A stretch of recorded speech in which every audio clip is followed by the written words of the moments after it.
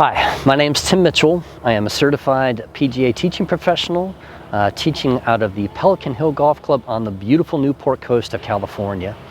And I'm here today to try and discuss with you 3 different ways that I think the golf club, the tool, can be used. And my task for you is to try and understand which one of those ways of using the tool matches up best to what your athlete likes to do, what your scientist likes to comprehend. And perhaps the easiest place for us to start this conversation is to understand if one of the most really comes down to 2 basic concepts that we're trying to do with the game of golf for shots that we're trying to hit as far as possible. We're trying to return that club face to a relatively square position so that it launches the golf ball in the direction of our target, and we're trying to do that with as much speed as we possibly can. And so I think a lot of people focus on the speed concept without thinking about returning the club face to a square position at impact. And so that's how I want to start this conversation.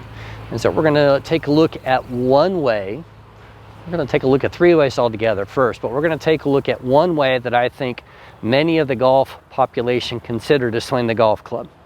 And this does help us create a lot of speed. So watch this.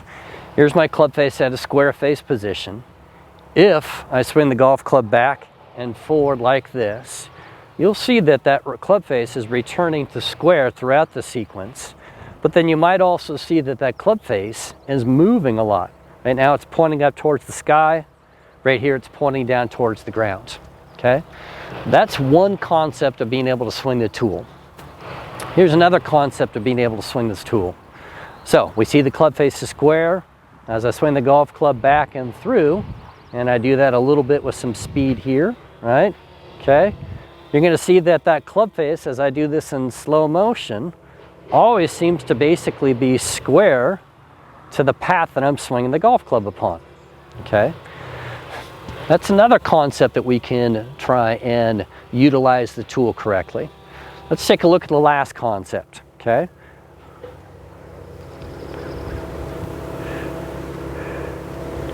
Okay. Now you'll see with this concept, as I do it in slow motion, the club face points towards the ground on the way back, then gets to square on the way through, and then points towards the sky on the way through. Okay?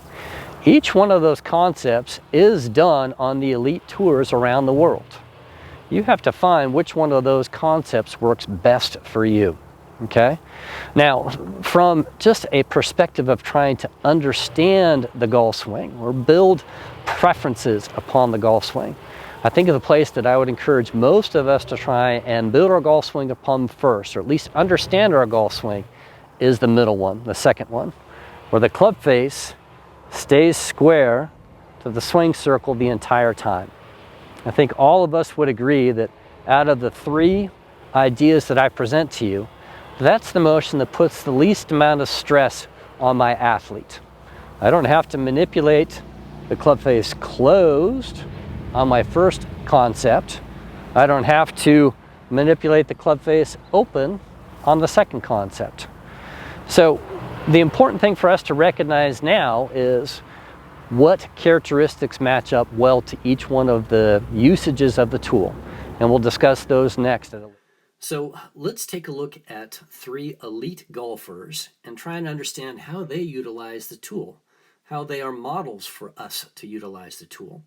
And we're going to go ahead and take a look at Darren Clarke here. Darren Clarke is going to be the model for our first model in our video, where the golfer can open the club face on the backswing. And that's exactly what that position there shares with me. Darren Clarke's club face is pointing up a little bit to the right of 12 o'clock. Why do I think that's open? Because I believe that a golfer's spine tilt and club face should be relatively parallel to each other to be swinging from more of a square-faced position, or a non-rotated or non-manipulated position. So we can see that Darren's club face is pointing more towards 12 o'clock, whereas his spine tilt is pointing more towards 1 o'clock, 1:30. So he rotates the club face open, or manipulates the club face open, and then has to manipulate it closed on the downswing too. Here that club face is again, almost in the exact identical position that it was on the backswing.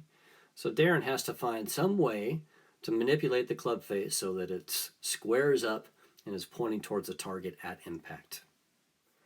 Our model, who uses the tool with less manipulation, who swings the golf club relatively square to his swing circle, is Patrick Cantalay.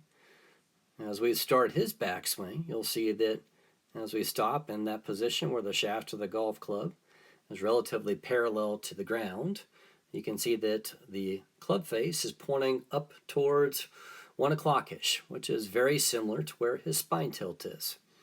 As he continues to swing the golf club back, you're going to see that when he returns to that same position, again, you'll see just how close his club face returns to almost the ideal location for somebody that's not trying to manipulate the golf club very much.